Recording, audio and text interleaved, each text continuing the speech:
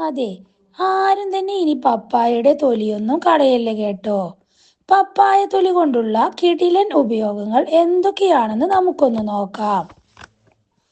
അതുപോലെ തന്നെ ഇന്നത്തെ നമ്മുടെ വീഡിയോയിൽ എത്ര ദിവസം പഴക്കമുള്ള ചോറാണെങ്കിലും ഇപ്പൊ വെച്ച ചോറ് പോലെ നല്ല ഫ്രഷ് ആക്കി മാറ്റാൻ പറ്റിയ ഒരു അടിപൊളിയായിട്ടുള്ള ടിപ്പും കൂടി ഉൾപ്പെടുത്തിയിട്ടുണ്ട്. അതുകൊണ്ട് വീഡിയോ എല്ലാവരും സ്കിപ്പ് ചെയ്യാതെ കാണണേ. അപ്പോൾ ഇനി ഒട്ടും സമയം കളയണ്ട, നമുക്ക് ഫസ്റ്റ് ടിപ്പ് എന്താണെന്ന് നോക്കാം. നമ്മളെല്ലാവരും കത്തി കത്രികയൊക്കെ പല രീതിയിൽ മൂർച്ച കൂട്ടിയെടുക്കാറുണ്ടല്ലോ. എന്നാൽ എത്ര തന്നെ മൂർച്ച കൂട്ടിയാലും അത് കറക്റ്റായിട്ട് നമുക്ക് മൂർച്ച കൂടി കിട്ടാറില്ല. എത്ര തന്നെ നമ്മൾ ട്രൈ ചെയ്താലും കറക്റ്റ് നമുക്ക് ഷാർപ്പായിട്ട് കിട്ടാറില്ലല്ലോ. അപ്പോൾ അതിനായിട്ട് നമുക്ക് ആദ്യം തന്നെ കുറച്ച് പേസ്റ്റ് എടുത്തിട്ട് കത്തിയുടെ ഈ ഒരു മൂർച്ച കൂട്ടുന്ന ഭാഗത്തായിട്ട് ഇതുപോലെ ഒന്ന് തേച്ച് കൊടുക്കാം. കത്തിയുടെ രണ്ട് സൈഡിലായിട്ടും ഞാനിപ്പോൾ ഇവിടെ പേസ്റ്റ് ഇതുപോലെ തേച്ച് കൊടുത്തിട്ടുണ്ട്. ഇനി ഇത് മൂർച്ച കൂട്ടാനായിട്ട് നമുക്ക് ഇതുപോലെയുള്ള ഇടികല്ലോ അല്ലെങ്കിൽ സെറാമിക്കിന്റെ കപ്പിന്റെ ബാക്കിലോ ഇതുപോലെയൊന്ന് ഉരച്ചു കൊടുത്താൽ മാത്രം മതി. ഈ ഒരു രീതിയിൽ നമുക്ക് കത്തി കത്രികയൊക്കെ വളരെ പെട്ടെന്ന് തന്നെ ഷാർപ്പ് ചെയ്തെടുക്കാനായിട്ട് പറ്റുന്നതാണ്. അപ്പോൾ എല്ലാവരും ഇതൊന്ന് ട്രൈ ചെയ്ത് നോക്കൂ. ഇനി നമുക്ക് പപ്പായയുടെ തൊലി കൊണ്ടുള്ള കിടിലൻ ഉപയോഗങ്ങൾ എന്തൊക്കെയാണെന്ന് നോക്കാം. അതിനു മുമ്പ് നിങ്ങൾക്ക് ഈ വീഡിയോ ഇഷ്ടപ്പെട്ടാൽ നിങ്ങളൊന്ന് ലൈക്ക് ചെയ്യണേ. അതുപോലെ തന്നെ നിങ്ങളുടെ ഫ്രണ്ട്സിനും ഫാമിലിക്കും ഒക്കെ ഒന്ന് ഷെയർ ചെയ്ത് കൊടുക്കണേ.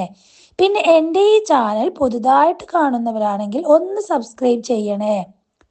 സബ്സ്ക്രൈബ് ചെയ്യുമ്പോൾ തൊട്ടടുത്ത് കാണുന്ന ബെല്ലൈക്കൺ കൂടി ഇനേബിൾ ആക്കാൻ മറക്കല്ലേ.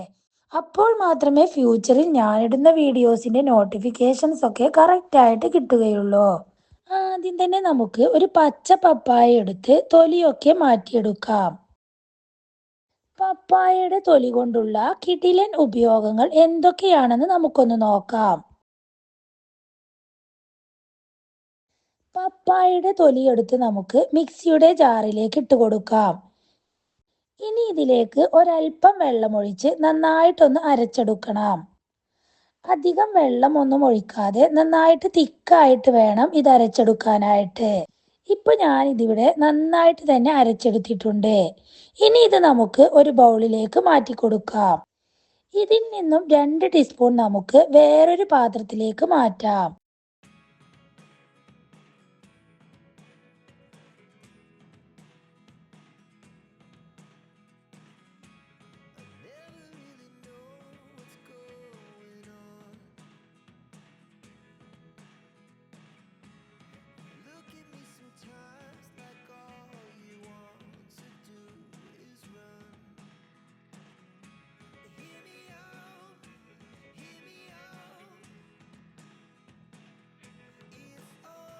ഇനി ഇതിലേക്ക് ഞാൻ ചേർത്ത് കൊടുക്കുന്നത് നല്ല നാടൻ മഞ്ഞൾപ്പൊടിയാണ്. വീട്ടിൽ തന്നെ പൊടിച്ചെടുത്ത മഞ്ഞൾപ്പൊടി നമുക്കിതിലേക്ക് കുറച്ച് ചേർത്ത് കൊടുക്കാം. മഞ്ഞൾപ്പൊടി ചേർത്ത് കൊടുത്ത് നന്നായിട്ട് തന്നെ നമുക്ക് മിക്സ് ചെയ്തെടുക്കണം. ഈ ഒരു പേസ്റ്റ് നമുക്ക് പല കാര്യങ്ങൾക്കായിട്ടും ഉപയോഗിക്കാവുന്നതാണ്. വളങ്കടി ഉള്ളവർക്ക് വളങ്കടി വരുന്ന ആ ഒരു ഭാഗത്തായിട്ട് വിരലുകളുടെ ഇടയിലൂടെ ഇതൊരൽപ്പം ഇട്ട് കൊടുക്കാം. ആ ഒരു ഭാഗമൊക്കെ ഡ്രൈ ആയിട്ട് കിട്ടുന്നതിനും പെട്ടെന്ന് തന്നെ വളങ്കടി മാറുന്നതിനും ഇത് വളരെ നല്ലതാണ് കേട്ടോ. ചൊറിച്ചിലൊക്കെ നന്നായിട്ട് തന്നെ കുറഞ്ഞു വരുന്നതാണ്. അതുപോലെ തന്നെ മുറിവുകളൊക്കെയുള്ള ഭാഗത്ത് പുരട്ടി കൊടുക്കുകയാണെങ്കിൽ മുറിവുകൾ പെട്ടെന്ന് തന്നെ ഉണങ്ങി വരുന്നതാണ്. ഈ ഒരു പേസ്റ്റ് നമുക്ക് കയ്യിലും കാലിലുമൊക്കെ അമിതമായിട്ട് രോമ വളർച്ചയുള്ളവരാണെങ്കിൽ തേച്ച് കൊടുക്കാവുന്നതാണ്. രോമ വളർച്ച തടയുന്നതിന് ഇത് വളരെ നല്ലതാണ്. കയ്യിലും കാലിലുമൊക്കെ ഉണ്ടാവുന്ന കരിവാളിപ്പൊക്കെ മാറിയിട്ട് ഒരു നല്ലൊരു ഗ്ലോ കിട്ടുന്നതിനായിട്ട് ഈ ഒരു പേസ്റ്റ് വളരെ നല്ലതാണ്. തൊലിയുടെ ചുളിവുകളൊക്കെ ഒന്ന് കുറഞ്ഞു കിട്ടുന്നതിനായിട്ടും ഈ ഒരു പേസ്റ്റ് ഉപയോഗിച്ചാൽ മതി. എന്നാൽ ഈ ഒരു പേസ്റ്റ് ഒരിക്കലും തന്നെ നമ്മൾ മുഖത്ത് അപ്ലൈ ചെയ്ത് കൊടുക്കാനായിട്ട് പാടില്ല. മുഖത്ത് നമ്മൾ എപ്പോഴും പഴുത്ത പപ്പായയുടെ പൾപ്പ് മാത്രമേ ഉപയോഗിക്കാൻ പാടുള്ളൂ. ഈ ഒരു പേസ്റ്റ് ഉണ്ടാക്കിയിട്ട് നമ്മൾ ആഴ്ചയിൽ 2 പ്രാവശ്യമെങ്കിലും കയ്യിലും കാലിലും ഒക്കെ അപ്ലൈ ചെയ്ത് കൊടുക്കുകയാണെങ്കിൽ നല്ലൊരു ഗ്ലോ കിട്ടാനും അതുപോലെ തന്നെ രോമ വളർച്ചയൊക്കെ തടയാനും നല്ലതാണ്. അതുപോലെ തന്നെ കുഴിനഖമൊക്കെ ഉള്ളവരാണെങ്കിൽ നഖത്തിലും നഖത്തിന്റെ ചുറ്റുമുള്ള ഭാഗത്തായിട്ടും ഈ ഒരു പേസ്റ്റ് അപ്ലൈ ചെയ്ത് കൊടുക്കാം. അതിന്റെ ആ ഒരു വേദനയും വിങ്ങലും നീർക്കെട്ടും ഒക്കെ മാറുന്നതിനും കുഴിനഖം പെട്ടെന്ന് തന്നെ മാറുന്നതിനും ഈ ഒരു പേസ്റ്റ് വളരെ നല്ലതാണ്. അപ്പോൾ എല്ലാവരും ഈ ഒരു പേസ്റ്റ് ഉണ്ടാക്കി ഇതുപോലെ ഒന്ന് ട്രൈ ചെയ്ത് നോക്കൂ. അടുത്ത ടിപ്പിനായിട്ട് ഇതുപോലെയുള്ള ഒരു ബേസിനാണ് എടുത്തിട്ടുള്ളത്. ഈ ഒരു ബേസിനിലേക്ക് നമുക്ക് കുറച്ച് കല്ലുപ്പാണ് ഇട്ട് കൊടുക്കേണ്ടത്. നമ്മൾ റെഡിയാക്കി എടുത്ത പപ്പായയുടെ ആ ഒരു പേസ്റ്റ് 1 ടീസ്പൂൺ ഇതിലേക്ക് ഇട്ട് കൊടുക്കാം. ഇനി ഇതിലേക്ക് ഇളം ചൂടുള്ള വെള്ളമാണ് ഒഴിച്ചു കൊടുക്കേണ്ടത്. ഏതെങ്കിലും ഒരു ഷാമ്പു കൂടി ചേർത്ത് നമുക്കിത് നന്നായിട്ട് തന്നെ മിക്സ് ചെയ്ത് കൊടുക്കാം. ഷാമ്പുവും കല്ലുപ്പും മിക്സായി കിട്ടുന്നത് വരെ ഇത് ഇളക്കി കൊടുക്കാം. നമ്മളിൽ മിക്ക ആളുകൾക്കും നേരിടുന്ന വലിയൊരു പ്രശ്നമാണല്ലോ ഉപ്പൂറ്റി വിണ്ടുകീറുന്നത്. ഉപ്പൂറ്റി വിണ്ടുകീറിയിട്ട് കാലിന്റെ ഭംഗിയൊക്കെ പോയവരാണെങ്കിലും ഈ ഒരു കാര്യം ചെയ്തു കഴിഞ്ഞാൽ നല്ല ഭംഗിയുള്ള കാല് തന്നെ സ്വന്തമാക്കാനായിട്ട് പറ്റുന്നതാണ്. അപ്പോൾ കാലിൽ ഉപ്പൂറ്റി വിണ്ടുകീറിയിട്ട് ഹാർഡായിരിക്കുന്ന ഭാഗമൊക്കെ ഈ ഒരു വെള്ളത്തിൽ നമുക്ക് കുറച്ചു നേരം മുക്കി വെക്കാം. ഈ ഒരു വെള്ളത്തിന്റെ ചൂടാറി വരുന്ന സമയം വരെ നമുക്ക് കാലുകൾ ഇതിൽ മുക്കി വെക്കാം. ഉപ്പൂറ്റി വിണ്ടുകീറുന്നത് മാറാനും കാല് നല്ല സോഫ്റ്റ് ആയിട്ട് കിട്ടാനും വളരെ നല്ലതാണ്.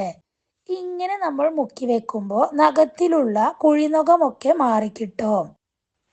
ഇങ്ങനെ നമ്മൾ ചൂടാറുന്ന സമയം വരെ വെച്ചിട്ട് ഉപ്പൂറ്റിയുടെ ഈ ഒരു ഭാഗം ബ്രഷ് ഉപയോഗിച്ച് ഉരച്ചു കഴിഞ്ഞാൽ നല്ല ക്ലീൻ ആയിട്ട് കിട്ടുന്നതാണ്. അപ്പോൾ എല്ലാവരും ഇതുപോലെ പേസ്റ്റ് ഉണ്ടാക്കി ഒന്ന് ചെയ്തു നോക്കൂ. പപ്പായയുടെ തൊലിയിൽ നല്ല ആൻറ്റി ബാക്ടീരിയ ഗുണങ്ങൾ അടങ്ങിയത് കൊണ്ട് തന്നെ ക്ലീനിങ്ങിന് ഏറ്റവും വളരെ നല്ലതാണ് പപ്പായയുടെ തൊലി ഉപയോഗിച്ചുള്ള ഈ ഒരു പേസ്റ്റ്. കിച്ചൺ സിങ്കും ടാപ്പും ഒക്കെ നമുക്ക് ഈ ഒരു പേസ്റ്റ് ഉപയോഗിച്ച് ക്ലീൻ ആക്കിയെടുക്കാം. അപ്പോൾ ഇനി ആരും പപ്പായയുടെ തൊലിയൊന്നും കളയല്ലേ. പപ്പായയുടെ തൊലി വെച്ച് ഈ ഒരു പേസ്റ്റ് എല്ലാവരും ഒന്ന് ഉണ്ടാക്കി നോക്കൂ.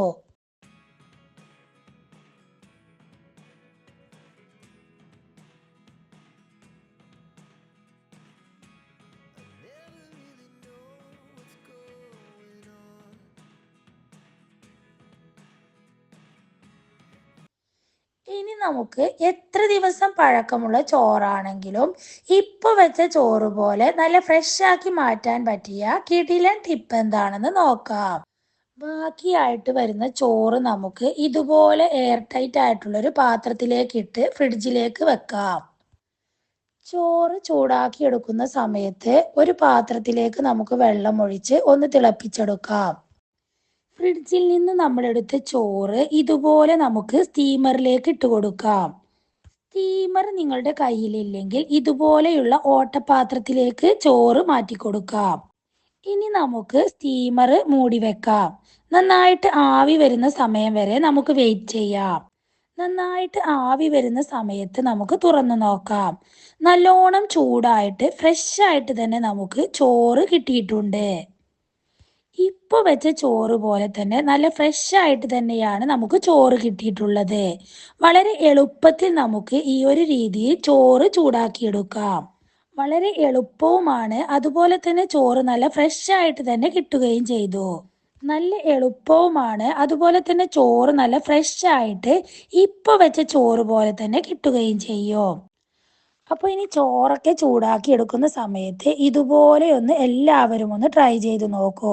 നിങ്ങളുടെ അഭിപ്രായങ്ങൾ കമൻറ്റ് ബോക്സിലൂടെ അറിയിക്കുക. ഇത്രയൊക്കെ ഉള്ളൂ ഇന്നത്തെ വീഡിയോ. മറ്റൊരു വീഡിയോയുമായി വീണ്ടും കാണാം. Thanks for watching.